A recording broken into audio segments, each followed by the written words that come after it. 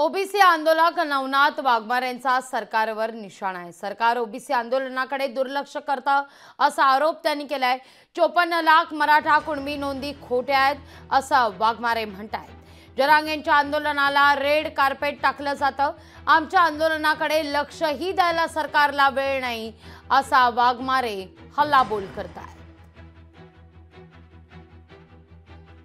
OBC आरक्षणाला धक्का लागू नये या मागणीसाठी वडीगोद्री येथे लक्ष्मण हाके आणि त्यांचे सहकारी नवनाथ वाघमारे आमरण उपोषण करत आहे। आज उपोषणाचा 8वा दिवस आहे। काय सांगाल? 8वा दिवस आहे, प्रकृतीची सध्या काय स्टेटस आहे आणि कसं तुमचं ब्लड सॅम्पल सुद्धा काल डॉक्टरने घेतलं होतं? डॉक्टरांनी ब्लड सॅम्पल वगैरे आता एक आजचा 8वा दिवस आहे आणि अन्न पाणी राहणं इतकं सोपं नसतं। काल डॉक्टरांनी ब्लड सॅम्पल परवा नेलं होतं, त्यानुसार त्यांनी काहीतरी युरिनमध्ये काहीतरी कमतरता असल्यामुळे तुम्हाला IV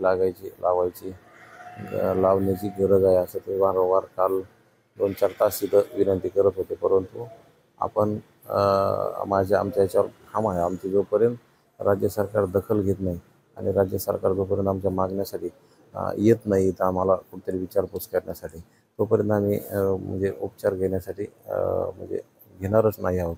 कारण आमची काही मागणी चुकीची नाही, कुठल्या समाजाचं आरक्षण काढून आम्हाला द्यायचं नाही। जे आमचं आहे ते फक्त कायम ठेवायचे। सरकारला याची अडचण काय मला असं कळत नाही, कारण की जे आमच्या नावे आहे ते आमच्याच नावे राहून द्यायला सरकारला अडचण काय? कुठंतरी दुसऱ्या एखाद्या समाजाला रेड कार्पेट टाकून त्यांचा लाड करण्याचं काम सरकार करते आणि त्यांना आमच्या ताटातलं काढून त्यांना देण्यासाठी प्रयत्न करते आणि त्याच्या विरोधात आम्ही आंदोलन उपोषणाला बसलेलो आहोत।